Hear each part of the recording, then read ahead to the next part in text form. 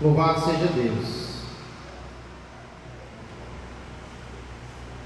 Aqui na nossa classe nós vamos falar hoje sobre algo sem o qual ninguém consegue sobreviver por muito tempo.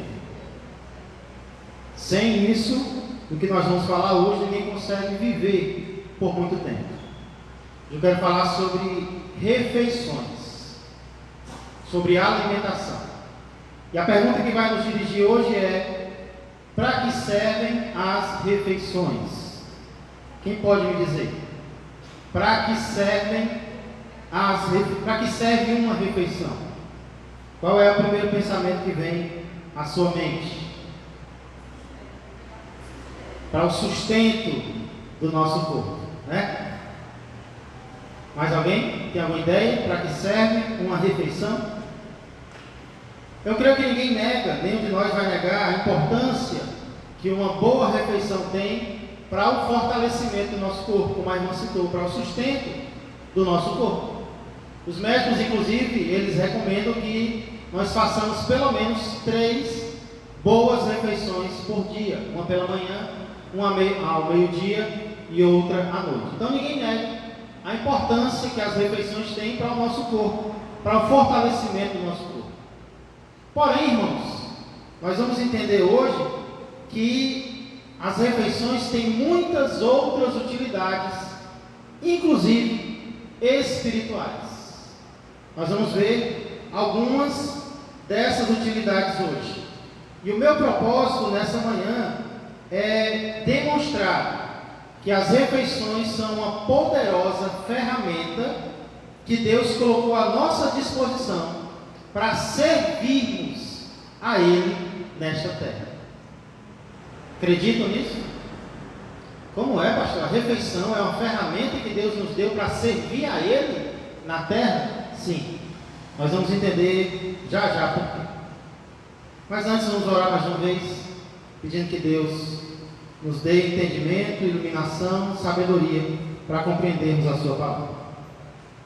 Senhor Deus e amado Pai, eu quero agradecer por esta manhã maravilhosa, na qual o Senhor nos reuniu mais uma vez, tanto nós que estamos aqui presencialmente, como também aqueles que estão, Senhor, nos acompanhando por meio das redes sociais. Que o Senhor abençoe a vida de cada um. Que o Senhor abençoe também este tempo que vamos ter agora, Senhor, de estudo, de reflexão, de meditação na Tua Palavra, sobre as áreas da nossa vida que agradam a Ti ou que não agradam ao Senhor. Que possamos entender, Pai, o Teu propósito para tudo, inclusive para o assunto sobre o qual nós vamos meditar hoje, que é o assunto da alimentação ou das refeições. Por tudo isso eu peço e agradeço em nome de Jesus Cristo. Amém e amém. Glória a Deus. Irmãos, então, além de fortalecer o nosso corpo, para que mais podem servir as refeições? Além do óbvio, do claro, que é dar sustento ao nosso corpo, para que mais uma refeição pode servir? Em primeiro lugar, as refeições servem para evangelizar. Uma refeição pode servir para evangelizar um amigo ou até um desconhecido. Certa vez perguntaram a um ex-muçulmano. Vocês sabem que os muçulmanos são normalmente pessoas muito religiosas, que aprendem a sua religião desde cedo, e não é fácil trazê-los ao conhecimento de Jesus, não é fácil trazê-los à conversão. Os muçulmanos, a ideia que nós temos é que eles são extremistas, estão dispostos até a morrer e matar por causa do Deus deles. Porém, alguns têm se convertido, alguns têm abandonado a antiga religião e se entregam a Jesus. Então, perguntaram a um ex-muçulmano, que não é mais, qual a melhor estratégia para construir relacionamentos com muçulmanos e ganhá-los para Cristo? Que estratégia ele recomenda para construir relacionamentos com outros muçulmanos e evangelizá-los? A resposta dele foi curta e grossa: comida. A melhor estratégia para se aproximar de um muçulmano e evangelizá-lo é com comida, é com refeições. E eu lembrei, irmãos, quando eu li isso, eu lembrei de um livro que eu li na minha mocidade e que muito me influenciou por causa da tese que ele defendia. O nome do livro é Amizade, a chave para a evangelização. Para esse autor, o autor desse livro, a melhor estratégia para evangelizar não é fazer cultos ao ar livre. Não que ele fosse contra cultos ao ar livre, mas, especialmente nos Estados Unidos, ele via que isso não era mais tão eficaz como foi no passado. Para ele, a melhor estratégia para evangelizar alguém, um descrente, um vizinho, é convidá-lo para a sua casa e fazer um lanche com ele. Então essa era basicamente a estratégia que ele ensinava nesse livro. Faça amizade com seus vizinhos, comece a conversar com eles e depois convide-os para a sua casa para fazer um lanche com você, uma ceia, um almoço, uma janta, e vá criando um relacionamento, vá criando uma amizade. Por isso o nome do livro, Amizade, a chave para a evangelização. Irmãos, se nós olharmos para a Bíblia, nós vamos ver que isso não é apenas ideia de homens. Nós vamos ver que o próprio Mateus usou essa estratégia para evangelizar os seus amigos. Nós vemos isso, eu peço que você abra lá em Lucas, capítulo 5, versos 29 a 32. Evangelho de Lucas, capítulo de número 5, 29 a 32. Às vezes nós pensamos, irmãos, que era uma ideia que eu tinha antigamente. Para eu ganhar alguém para Cristo, para eu evangelizar alguém, eu tenho que ser uma pessoa muito eloquente, eu tenho que falar muito bem, eu tenho que entender a Bíblia inteira, de Gênesis a Apocalipse. Mas o que a Bíblia nos mostra é que, apesar da mensagem ser uma só, as redes que nós usamos são diferentes. Não é assim? Na pesca, o peixe é um só, mas a maneira de pegar o peixe vai variar de pescador para pescador. Assim também é com a evangelização.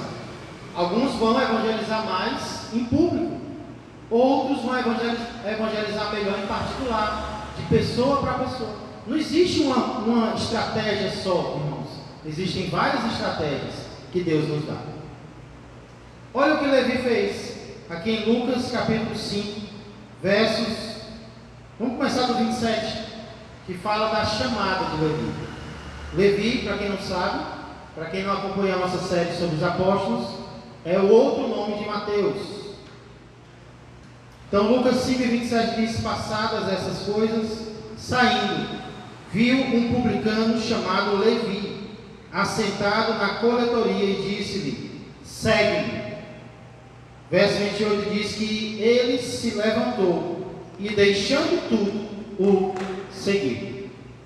Aí qual foi a primeira ação de Levi após começar a seguir a Jesus?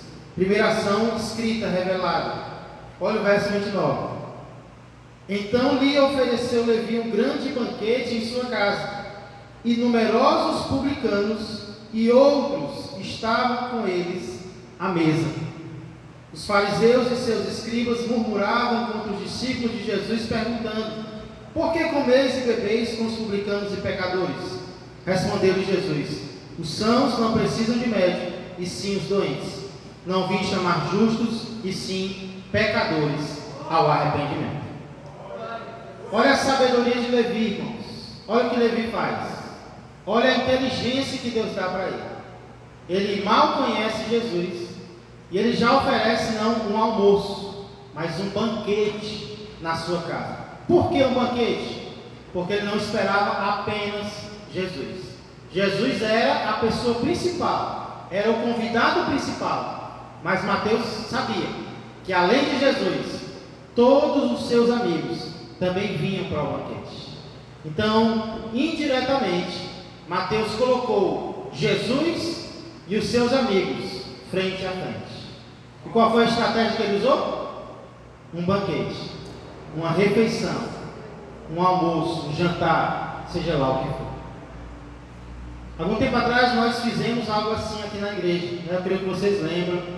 nós fizemos um grande banquete aqui e nós convidamos pessoas, moradores de rua, amigos, desconhecidos, e foi um tempo maravilhoso, né? Então, o que nós fizemos aqui na igreja, nós podemos repetir, mas nós podemos fazer também nas nossas casas, convidar amigos, né, e evangelizá-los por meio de uma refeição. Em primeiro lugar, então, as refeições servem para evangelizar.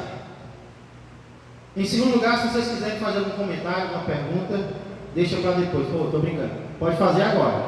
Fiquem à vontade. A escola dominical é esse tempo realmente de interação uns com os outros.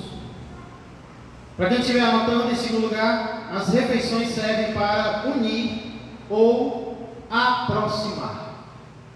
Não apenas evangelizar os crentes. As refeições também servem para unir os irmãos, aproximar os irmãos. Eu não sei se o irmão Everardo lembra, mas há muito tempo atrás, eu estava conversando com ele e nós perguntávamos um para o outro: por que crente gosta tanto de comer? Né? Por que crente gosta tanto de comer? Um dos motivos eu creio que é porque crente não bebe, né? Se não bebe, vai ter que compensar na comida. Mas nós chegamos à conclusão, irmãos, que um dos motivos porque o crente gosta tanto de comer é por causa da comunhão que a refeição traz.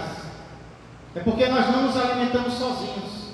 Ao nos alimentarmos, nós estamos conversando com o irmão, nós estamos aprofundando, né, uma amizade, um relacionamento, estamos brincando uns com os outros. E durante esse estudo, eu creio que vai ficar muito claro que as refeições são um sinal de união com alguém. Isso é muito importante, irmãos. Biblicamente, fazer uma refeição com outra pessoa é um sinal de união com aquela pessoa. Aí nós vamos entender por que os judeus não comiam com os gentios. Isso está na Bíblia. O judeu não comia com o gentio. Por quê? Porque o judeu não queria se unir a um gentio. Porque naquela época, principalmente, sentar para se alimentar com alguém era uma demonstração de que você era íntimo daquela pessoa. Hoje você pode sentar num restaurante e comer com alguém que você nem conhece, né? Mas naquela época a ideia é que sentar para comer com alguém era um grau de intimidade com aquela pessoa, de união com aquela pessoa. Porque realmente as refeições, elas fazem isso, elas aproximam, elas unem as pessoas. Tanto é que quando alguém quer namorar, o que ele faz? Convida, né, para comer um salgado e dividir a conta, né, amor? Convida para comer uma pizza e rachar meio a meio, né? Não, estou brincando. Os cavaleiros não fazem isso. Se bem que a Fran, ela faz é pagar, né? A Fran está pagando as coisas, né, Deus? Pagou a carteira, né? Glória a Deus. Quando duas pessoas querem namorar, a primeira coisa que elas fazem é convidar a outra para sair, para se alimentar, né? Para ver se aproxima um pouco mais aquela relação. Nós vemos, irmãos, na Bíblia também, que união e refeição andavam lado a lado na igreja primitiva. Abre comigo lá em Atos, capítulo 2.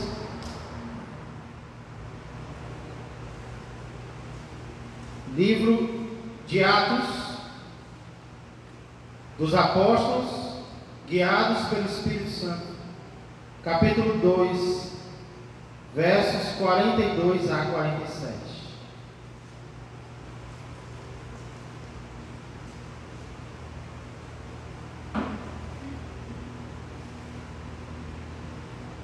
E diz assim: olha como refeição, igreja, união, tem tudo a ver. Atos 2, 42. E perseveravam na doutrina dos apóstolos e na comunhão, no partir do pão e nas orações. Em cada alma havia temor, e muitos prodígios e sinais eram feitos por intermédio dos apóstolos. Todos os que creram estavam juntos e tinham tudo em comum. Vendiam suas propriedades e bens, distribuindo o produto entre todos, à medida que alguém tinha necessidade. Ou seja, quem tinha sobrando vendia para repartir com quem não tinha. 46. Diariamente perseveravam unânimes no templo, partiam pão de casa em casa e, aqui que eu queria chegar, tomavam as suas refeições com alegria e singeleza de coração, louvando a Deus e contando com a simpatia de todo o povo. Enquanto isso, acrescentava-lhes o Senhor, dia a dia, os que iam sendo salvos. Irmãos, eu acho interessante o fato de Lucas dizer que Deus acrescentava, depois de dizer que a igreja era unida. Porque, irmãos, não existe nada que impressione mais os de fora do que a união dos de dentro. Não existe nada que o de fora enxergue com mais admiração do que a união do corpo de Cristo. Dá vontade de fazer parte, né? Quando a igreja está unida, quando os irmãos não estão disputando uns com os outros, não estão intrigados uns com os outros, isso já é um evangelismo. O descrente já olha e diz: rapaz, que clima agradável existe ali, né? Eu queria fazer, por que eles estão assim? Eu queria descobrir qual a razão disso. E ali já é uma forma de evangelização, né? A união. Por isso precisamos nos esforçar, irmãos, para estarmos unidos. Se nós queremos ganhar os outros para Cristo, a união é essencial. Portanto, as refeições servem primeiro para evangelizar. Segundo, para unir ou aproximar. União e refeição tem tudo a ver. Em terceiro lugar, obrigado, Luquinhas. Glória a Deus. Isso que já estava secando, o Luquinhas percebeu, viu, Jesus? Já trouxe outro. Já está secando. Glória a Deus, obrigado. Em terceiro lugar, as refeições servem para disciplinar. Especialmente quando você não se alimenta com alguém. Quando você decide não se alimentar com alguém, isso é uma forma de disciplina para aquela pessoa. Vocês vão já entender por quê. Mas eu tenho visto, irmãos, que uma das questões que nós evangélicos temos mais dificuldade é com a questão da disciplina, né? Questão de disciplinar um irmão, disciplinar um crente. Para muitas pessoas, disciplina é sinônimo de falta de amor. A igreja que disciplina não ama, né? Mas, enquanto uns chegam ao extremo de querer que o pastor mate a pessoa que pecou, porque eu já vi isso, né? Em lugares por onde eu passei, alguém pecou e tinha crente que dizia: vai fazer o que com ele, né? Tipo assim, é melhor expulsar da igreja logo, para não contaminar o restante do corpo. Tem alguns que querem que mate a ovelha ferida. Outros já dizem que disciplinar é falta de amor, é crueldade. Nós não devemos nem repreender alguém, porque só Deus julga, né? Essa ideia de não julgueis, não devemos julgar ninguém, deixe que Deus faz a obra e tudo. São dois extremos, e nós não podemos ir para nenhum dos dois. Nem o extremo de matar a pessoa, nem o extremo de não fazer nada com ela. Paulo, inclusive, ele tinha uma ideia diferente dessas duas. E nós vemos essa ideia em 1 Coríntios, capítulo de número 5. Convido vocês para abrirem lá. 1 Coríntios, capítulo de número 5.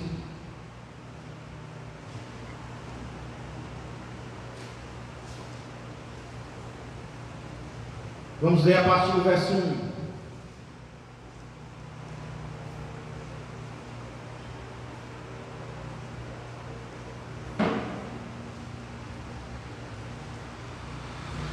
O título aqui é a impureza da igreja de Corinto, repreensões e exortações. A partir do verso 1 diz assim: geralmente se ouve que há entre vós imoralidade tal como nem mesmo entre os gentios, isto é, haver quem se atreva a possuir a mulher de seu próprio pai. O pecado, então, dentro da igreja, era de um membro que estava tendo relacionamento com a mulher do seu pai. Verso 2: E contudo andais vós ensoberbecidos, e não chegastes a lamentar, para que fosse tirado do vosso meio quem tamanho traje praticou? Eu, na verdade, ainda que ausente em pessoa, mas presente em espírito, já sentenciei, como se estivesse presente, que o autor de tal infâmia seja, em nome do Senhor Jesus, reunidos vós e o meu espírito, com o poder de Jesus nosso Senhor, entregue a Satanás para a destruição da carne, a fim de que o espírito seja salvo no dia do Senhor Jesus. Verso 6: Não é boa a vossa jactância, o vosso orgulho. Não sabeis que um pouco de fermento leveda a massa toda? Lançai fora o velho fermento, para que sejais nova massa, como sois de fato, sem fermento. Pois também Cristo, nosso Cordeiro Pascal, foi imolado. Por isso celebremos a festa, não com o velho fermento, nem com o fermento da maldade e da malícia, e sim com os asmos da sinceridade e da verdade. Agora, olhe o verso 9 em diante. Já em carta vos escrevi, que não vos associasseis com os impuros. Refiro-me com isto não propriamente aos impuros deste mundo, ou seja, os descrentes, ou aos avarentos, ou roubadores, ou idólatras, pois neste caso teriam de sair do mundo. Do que Paulo está falando? Com quem eu não devo me associar? Mas agora vos escrevo, que não vos associeis com alguém. Associar aqui é ter uma amizade íntima com alguém que, dizendo-se irmão, for impuro, ou avarento, ou idólatra, ou maldizente, ou beberrão, ou roubador. Aí Paulo conclui em verso 11 dizendo: com esse tal, nem ainda comais. Com esse tal, nem ainda comais. Pois que direito haveria eu de julgar? Com que direito haveria eu de julgar os de fora? Não julgais vós os de dentro? Os de fora, porém, Deus os julgará. Expulsai, pois, de entre vós o malfeitor. Irmãos, nós vimos no ponto anterior que refeição simboliza união, concordância. Então, quando eu livremente tomo refeições com alguém que se diz crente, mas claramente não age como crente, o que eu estou mostrando para os outros? Eu concordo com essa pessoa. Eu não tenho nenhum problema com o que ela está fazendo. E Paulo diz que isso não é certo. Se alguém se diz irmão, se alguém se diz crente, mas não está agindo como crente, eu não deveria nem me sentar para me alimentar com essa pessoa. É claro que aqui não está falando de pessoas de casa, não está falando de parentes, mas de pessoas com quem você pode não se associar, e você mesmo assim se associa. Você continua íntimo da pessoa. A pessoa está dando mau testemunho, as pessoas estão blasfemando o nome de Deus, e você se senta alegremente para ter comunhão com ela. Sabe o que isso mostra? Que você não ama aquela pessoa. Às vezes a intenção de se aproximar de alguém é mostrar que ama, mas Paulo está dizendo o quê? Você quer ganhá-la de volta para os caminhos de Deus? Então disciplina ela. Disciplina ela como, Paulo? Deixa de tomar refeições com ela. Com ela nem ainda com mais. Aí ela vai sentir a falta. Isso vai ser um incentivo para ela poder voltar para os caminhos de Deus. Quando Paulo fala sobre disciplina, irmãos, parece crueldade, parece maldade, eu me afastar de alguém. Mas olha qual é a intenção de Paulo: para que o espírito seja salvo no dia do Senhor. Então é disciplinar a pessoa para que ela sinta que tem algo errado com ela e ela queira se consertar com Deus. Porque se eu tratar essa pessoa como se não tivesse nada errado, eu vou estar incentivando ela a continuar no erro, a persistir no erro. Aí sim é falta de amor para com ela. O que nós fazemos com os nossos filhos? Quando nós amamos, porque nós amamos, nós disciplinamos. Não é assim? Nós dizemos não para eles. Isso vale para todos os relacionamentos. Às vezes, a maior demonstração de amor que eu posso dar a alguém é dizer não para esse alguém. Porque é isso que Deus faz com a gente, né? Dos 10 mandamentos, quantos começam com a palavra não? A maioria. A maioria. Deus não amava Israel? Deus não ama a igreja? Ama. Quem ama, de vez em quando diz não para quem ama, para que aquilo possa despertar aquela pessoa. Existem várias formas de disciplinar. Uma delas é essa. Por isso que eu estou dizendo que as refeições servem para disciplinar. Como? Não é quando eu tiro o prato de comida da pessoa, não. Né? Mas é quando eu me recuso a ter comunhão com alguém que conhece a palavra de Deus, mas não está querendo andar como Deus manda. É diferente do descrente. Percebeu a diferença? Foi o que Mateus fez. Um banquete, convidou os amigos todos. Por quê? Porque eles eram ignorantes. Porque ele queria ganhá-los para Cristo. É diferente de alguém que já conhece a palavra, diz com a boca que é crente, mas a vida está toda desmantelada. Como é que eu vou ajudar essa pessoa? Eu vou amar. E como é que eu vou demonstrar o amor? Disciplinando. Olha, eu amo você, mas infelizmente eu não posso andar com você como eu andava antes. Eu não vou mais me associar com você, porque a sua forma de andar, todos nós temos erros, mas a sua forma de andar, você tem que rever isso aí, e tem que voltar para os caminhos de Deus. Eu vou continuar orando por você, mas eu não vou mais me associar com você. Eita, aí vai mexer com o coração da pessoa, vai mostrar se realmente ela é uma crente ou não, né? Irmã Franca? Mas eu não estou pensando não. Não, tudo bem, é um assunto difícil mesmo. Mas assim, isso não é difícil assim, é que você achar uma pessoa, na forma que às vezes uma coisa assim, não. Mas será que a pessoa não vai se sentir assim? Porque eu me senti assim, quando eu me afastei da igreja bíblica, muitos de lá passavam por mim na rua e não viam nada, né? Certo. Aí eu, poxa, a pessoa está com a igreja, passa a falar de hoje, porque não vai mais falar da igreja, passa por isso. Então, não sei se para eles era uma forma de ensinar, só que para mim é outro meio, mas a mocinha foi algo muito diferente, né? A mocinha é muito especial comigo, já falei, né?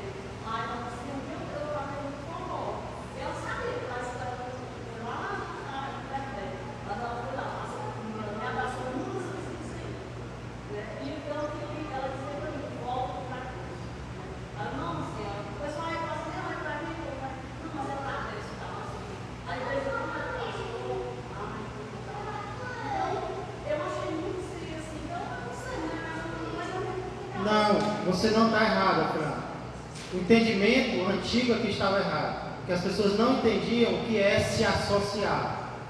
Me associar com alguém não é passar por alguém e falar com a pessoa, não. Eu devo fazer isso. Não, exato, é isso que eu estou dizendo. Primeira coisa que a gente tem que fazer é explicar para a pessoa o que nós vamos fazer com ela. Não explicar para você, né? Então, olha, digamos que eram duas melhores amigas, digamos assim, né? Aí uma percebe que a outra é crente, pelo menos diz que é, mas está vivendo uma vida totalmente errada. E a outra não, a outra quer continuar seguindo ao Senhor. Primeira coisa que ela tem que fazer, quando ela entendeu isso aqui, é falar com a outra. A Bíblia não diz que deve logo se afastar. Tem que ter a repreensão, tem que ter o conselho, né? Não deu certo. Agora você vai explicar, olha, eu amo você, e eu vou continuar amando você, mas para o seu bem, não é para o meu só, para o seu também, eu vou me afastar, eu não vou me associar mais com você. Porque o que é associação na Bíblia, Franco? É mais ou menos a palavra usada para casamento. É uma união íntima. Então eu devo falar com todo mundo.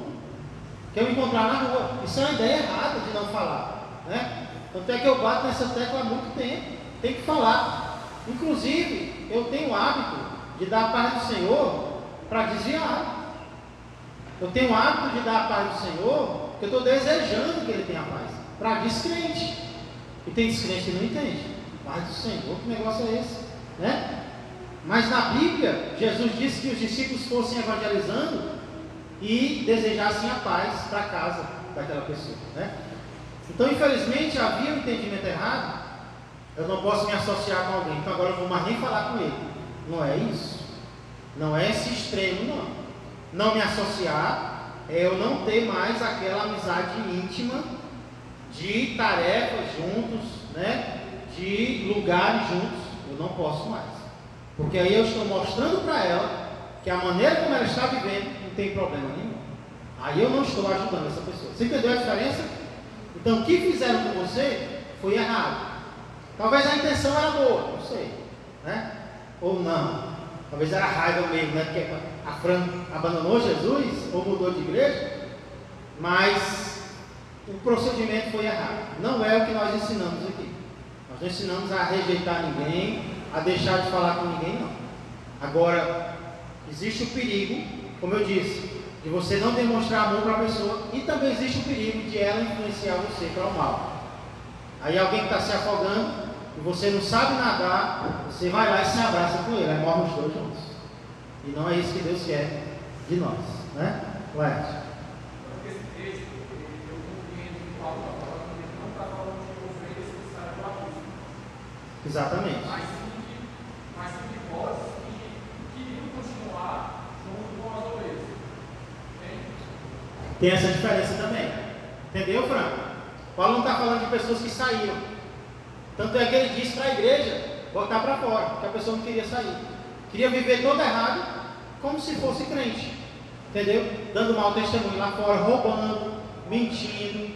Né? No caso do homem aqui, ele estava vivendo com a mulher do pai, não era a mãe, né? Mas era a madrasta. Dentro da igreja, normal. Paulo disse, rapaz, não pode não. Exatamente, ia fermentar toda a massa, né? Então não se aplica para o que aconteceu com você, porque o que aconteceu com você foi o extremo, foi uma forma errada. E eu creio que hoje nem seria mais assim, né? Nessa própria igreja, eu espero. Mas a questão aqui, como o Laércio falou, é de alguém que queria continuar mascarado, né? Dentro da igreja. E a igreja continuava como se nada tivesse acontecendo. Isso não pode, irmãos. Isso não pode. Ah, mas é o pastor que tem que repreender. Onde é que Paulo diz aqui que tem que ser o pastor? Todo crente tem a sua responsabilidade, né? O pastor tem a responsabilidade dele e a igreja tem a responsabilidade dela também. Ok? Amém? Inclusive, irmãos, como eu disse, isso é uma estratégia para ver se ganha a pessoa.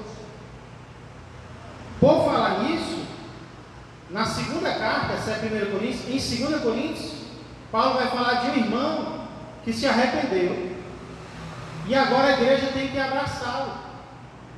É bem provável que esse irmão que se arrependeu, do qual Paulo está falando, é esse que em 1 Coríntios 5 estava em pecado. Então, se for o mesmo irmão, mostra o quê? A disciplina não matou, a disciplina salvou o irmão, né? A disciplina ajudou o irmão. Então, eu sei que tem muita disciplina não amorosa, né? Só para se vingar mesmo de quem pecou, mas a Bíblia nos mostra outro exemplo. É como um pai que chorando disciplina o filho que ama. É com sofrimento mesmo, mas é para o bem do filho. Ok? Em quarto lugar, as refeições servem para edificar ou não.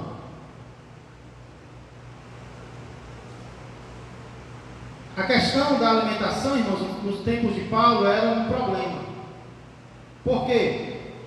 Porque havia carne que primeiro era sacrificada aos ídolos e depois era vendida no mercado. E tinha irmãos, especialmente os fracos na fé, que não aceitavam isso e se escandalizavam. Como é que eu vou comer uma carne que primeiro foi sacrificada a um ídolo lá no templo? Porque era isso que algumas carnes eram, sacrificadas ao templo, ou ao ídolo lá no templo. Depois era trazido para o mercado para ser vendido. Aí Paulo tinha uma ideia. Para Paulo nada era recusado. Ora, eu quero saber para quem foi que foi oferecido. É carne? É, venha. Né? A mesma ideia que eu tenho. Venha, quero saber se foi oferecido, se estava na encruzilhada. Eu vou orar por ela, vai ser santificada agora e eu vou botar para dentro. Né? Só que tinha diferença de opinião. Tinha irmão que se escandalizava, tinha irmão que não se escandalizava. Aí eu pergunto, você, digamos que você vivia naquela época, para você não ia fazer problema nenhum, porque o que santifica é a oração. Mas o seu irmão do lado se escandaliza se você comer. O que você faz? Você come ou não come? Olha o que Paulo diz em 1 Coríntios 8, versos 1 a 13. 1 Coríntios 8, 1 a 13. Né? É forte isso aqui, irmão, que mexe com os nossos direitos. Ninguém quer abrir mão dos seus direitos, né? 1 Coríntios 8, a partir do 1 diz: no que se refere às coisas sacrificadas a ídolos, reconhecemos que todos somos senhores do saber. Paulo está sendo irônico aqui, todo mundo sabe o que deve fazer. O saber ensoberbece, mas o amor edifica. Se alguém julga saber alguma coisa, com efeito não aprendeu ainda como convém saber. É como aquele filósofo disse: eu só sei que nada sei. Mas se alguém ama a Deus, esse é conhecido por ele. No tocante à comida sacrificada a ídolos, olha o que Paulo diz: sabemos que o ídolo de si mesmo nada é no mundo, e que não há senão um só Deus. Porque ainda que há também alguns que se chamem deuses, quer no céu ou sobre a terra, como há muitos deuses e muitos senhores, todavia para nós há um só Deus, o Pai, de quem são todas as coisas e para quem existimos, e um só Senhor Jesus Cristo, pelo qual são todas as coisas e nós também por Ele.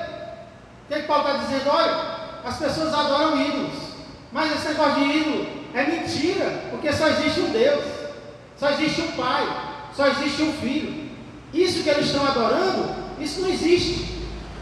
Aí ele vai dizer: porém nem todos entendem isso. Verso 7.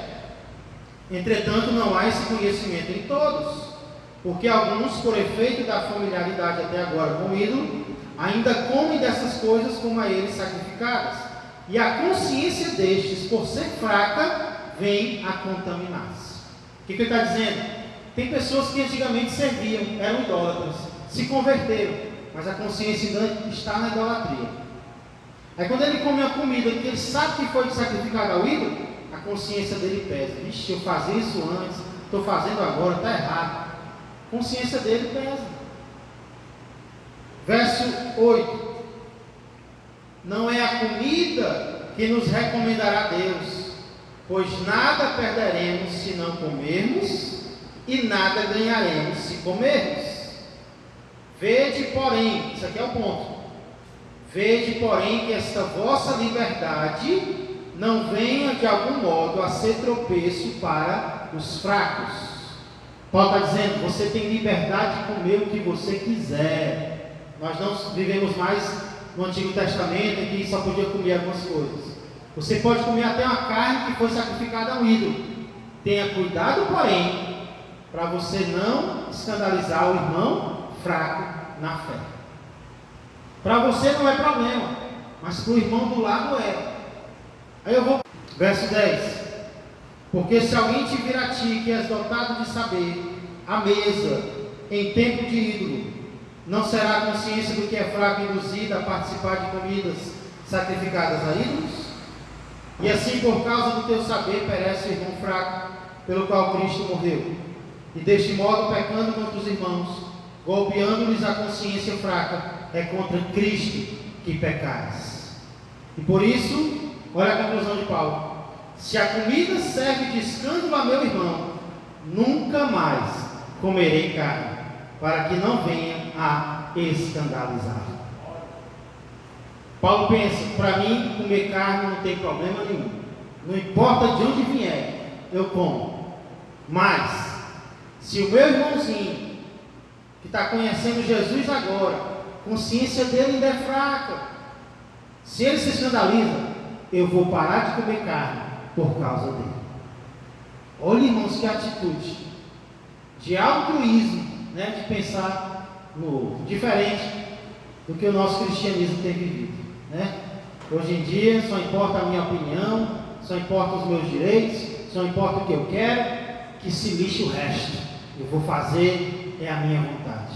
Não, irmãos, nós temos que muitas vezes abrir mão de algo que nós sabemos que não vai ter problema nenhum, mas se o meu irmão ainda está aprendendo o que eu já sei, eu vou esperar ele aprender, para eu poder fazer o que eu sei que não é errado fazer.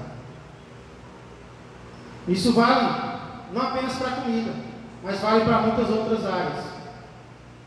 Houve um caso, por exemplo, alguns anos atrás aqui na nossa igreja, em que os jovens estavam ensaiando uma música para o Dia das Mães. E quando chegou perto, ou foi no dia, a música estava linda, a letra combinava com o Dia das Mães, só tinha um problema com a música: ela não era evangélica, né? Ela era secular, era uma música que até passava em propagandas da televisão. E o que eu penso, irmãos, é que às vezes uma música evangélica está sendo pior do que uma música do mundo, né? Às vezes as músicas de pessoas que ainda não conheceram a Cristo tem mais a ver com a Bíblia do que algumas músicas que alguns evangélicos estão fazendo por aí.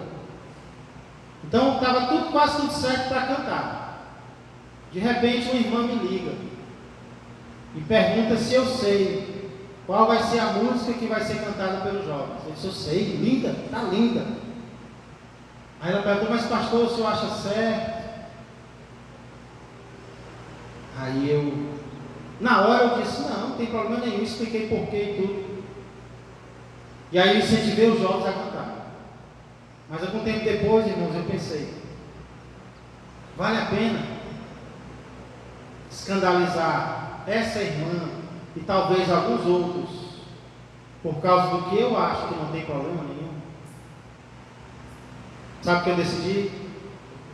Falei com os jovens, expliquei para os jovens que, para não escandalizar alguns irmãos sinceros que ainda não sabiam a história ou alguma coisa que nós sabíamos, nós não íamos cantar aquela música naquele dia. Irmãos, a vida cristã às vezes vai nos levar a decisões assim, de coisas que nós não temos problema nenhum em fazer, mas o nosso irmão ainda tem. Para não levá-lo a queda, a pecar, por um momento eu vou abrir mão de fazer por amor a ele. Não é em questões em que a Bíblia proíbe, mas em questões que nós chamamos de questões cinzentas. Por exemplo, tem crente que é contra outro crente jogar bola. Isso era muito comum há algum tempo atrás, né? Hoje em dia está diminuindo, mas tem crente que é contra. Tem crente que é contra outro crente usar short jeans. O que nós temos que ver? Existe uma diferença entre o fraco e o fariseu. O fariseu é aquele que quer que a vontade dele seja feita sempre, e vive assim a vida toda, né? É diferente do crente fraco. O que é o crente fraco? É alguém que por algum momento, algum tempo na vida dele, ainda se escandaliza com algumas coisas, mas ele vai aprendendo e vai se fortalecendo, e um dia ele vai olhar para trás e vai ver que não tinha problema naquilo que ele fazia.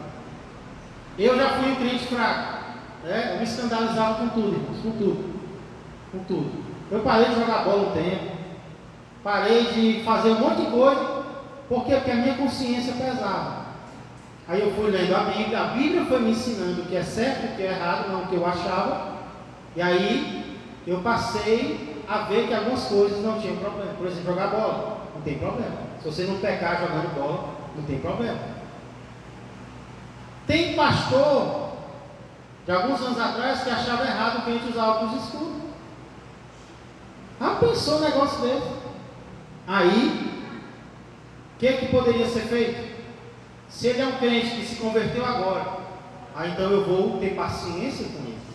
Eu vou evitar usar óculos escuros na frente dele, para não escandalizar a ele. Mas um dia ele vai aprender que isso não tem problema. Aí, ele vai deixar de ser um crente fraco para ser um crente forte. Dá para entender, irmãos, essa diferença entre crente fraco e crente forte? Vai lá.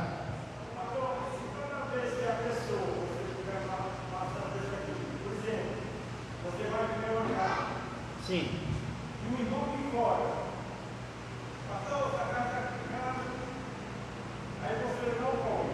Certo. Aí vem outra pessoa, apareceu outra pessoa, aí quando o irmão vem com você passou a casa de casa, você nem conhece, você não vai comer. Não. Aqui está falando, galera, de pessoas do convívio, né? Pessoas da igreja, pessoas que te conhecem. E aí você vai ver o momento que aquela pessoa está passando. Porque se ela passa 10 anos achando ter a mesma opinião, ela não é mais um crente fraco. Ela é um crente que não está evoluindo na fé. Sim. Para você, tudo bem. Mas esse irmão que se escandalizava permanece até hoje. Né? Permanece até hoje. E se tivesse tido mais tempo, para eu explicar, né? É porque foi no dia praticamente. Então eu tive que tomar a decisão ali na hora. Eu sabia que ia escandalizar, ia gerar um ferimento no coração. Mas se eu tivesse 3 meses, aí eu ia explicando. E é isso que o crente maduro faz com quem ainda não é maduro. Vai discipulando aquela pessoa, para que ela veja o que realmente é pecado e o que não é. É a pessoa do convívio, né?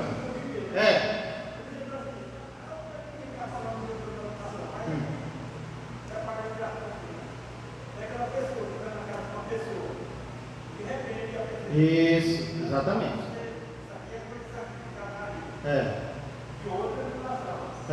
Exatamente. Aí eu posso comer aquela carne e não saber qual é. Depende, é do seu convívio, velho. É seu irmão, às vezes é um parente seu, não é da mesma igreja, não é do seu parente, é do seu convívio.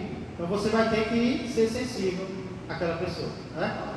É diferente, por exemplo, da cor da nossa igreja, do nosso altar. A gente pode mudar, está pensando em mudar de cor, para mudar. Agora, se a gente fosse deixar de fazer algo porque a gente sabe que alguém é contra, alguém lá de fora, aí ninguém ia fazer nada. Entendeu? Agora sim, alguém da igreja se escandaliza, a gente pode esperar um tempo para pintar, porque explicando para aquela pessoa, né? Mas se ninguém falou, então acho que ninguém é contra. Ensinando, porque assim, como eu disse, né? Olhando para a minha história, eu vejo que no começo eu tinha uma consciência. O que é uma consciência fraca, irmãos? É a consciência que se suja por qualquer coisa, se impressiona com qualquer coisa. Olhando para a minha história, no início eu tinha essa consciência, né? Tanto é que eu passei a usar calça dentro de casa, porque na minha consciência era errado usar a calção. Mas foram poucos meses só. Aí eu entendi, rapaz, a santidade não está na calça ou no short. Começa no meu coração e aí vai para a roupa depois, né? Mas aí o crente fraco ele tem que se transformar em forte. Não é o tamanho da fé dele, aqui fraco ou forte. É aquilo com o qual ele se escandaliza ou não. Crente fraco ou forte aqui é isso, né? E é um assunto polêmico, porque normalmente o crente fraco ele vai pegar a Bíblia para mostrar que ele está certo, né? E muitas vezes os textos que vão ser usados não são os textos que falam sobre aquele assunto. Então, é uma questão que exige muito amor. da nossa parte, né? Exige muito altruísmo da nossa parte. E eu creio que o Espírito Santo vai nos guiando, pouco a pouco. Amém? As refeições, quinto lugar, servem para glorificar a Deus. Irmãos, quando nós ouvimos falar em formas de glorificar a Deus, nós pensamos logo em quê? Glorificar a Deus. Você pensa logo em quê? Qual a primeira coisa que vem à sua mente? Eu penso em cantar, né? Vamos glorificar a Deus, ou seja, vamos cantar a Deus. Outro pode pensar em pregar, outro pode pensar em morrer por Cristo. Eu glorifico a Deus quando eu morro por Ele. E de fato, irmãos, Deus é glorificado nas grandes coisas que nós fazemos. Mas escute, Deus também é glorificado nas pequenas coisas que nós fazemos, inclusive quando nós nos alimentamos. Olha o que Paulo diz no capítulo 10. Estamos em 1 Coríntios, capítulo 10, verso 31. Portanto, quer comais, quer bebais, ou façais outra coisa qualquer, fazei tudo para a glória de Deus. É só cantar que eu faço para a glória de Deus? Não. É só pregar? Não. É a comida, é o meu beber, é o meu andar, é o meu vestir, é o meu falar, é o meu pensar. Tudo glorifica ou não a Deus. Tudo tem que ser feito para a glória de Deus. Em tudo eu tenho que perguntar: isso aqui vai glorificar a Deus ou não? Em tudo eu tenho que perguntar ao Senhor. Por exemplo, irmãos, quando eu aproveito o momento de refeição para agradecer, isso é ou não é uma forma de glorificar a Deus por meio da refeição, né? Eu estou em algum lugar, no restaurante, no refeitório da empresa, ou na minha casa, vou tomar a refeição. Opa, aqui pode ser um momento de glorificar a Deus. Como? Um exemplo. Vamos agradecer pelo alimento. Eita, Deus está sendo glorificado naquele momento. O problema é que às vezes a gente tem vergonha de orar, de agradecer pelo que Deus dá para a gente, né? Isso não deve existir em nós. Indo adiante, para a gente encerrar, as refeições servem para relembrar. Sexto lugar, as refeições servem para relembrar. Uns são mais esquecidos do que outros, mas todos nós somos esquecidos, né? Temos que tomar vitamina para a memória. Jesus sabia disso. Em relação às coisas espirituais, inclusive, o crente tem a tendência de esquecer. Por isso, ele deixou um mandamento que tem como um de seus principais objetivos lembrar o que ele fez por nós. Que mandamento é esse? Ceia. Muito bem. Através da ceia, que na época de Paulo era mais uma grande refeição que a igreja tomava. Interessante, né? A ceia, na época de Cristo, na época de Paulo, era uma refeição. E eu lembro que aqui na Ágape, durante vários anos, a ceia era feita de manhã, com um grande banquete, né? Não sei quantos pegaram esse tempo, mas antes da ceia, primeiro, nós tínhamos um banquete domingo de manhã. Mais ou menos parecido como era na época de Paulo, que a ceia era um momento onde a igreja se alimentava juntos e depois lembrava o que Jesus fez por eles. Mas nós vemos que esse é o objetivo da ceia, um dos objetivos da ceia, no capítulo 11, olha aí, 1 Coríntios capítulo 11, versos 23 a 25.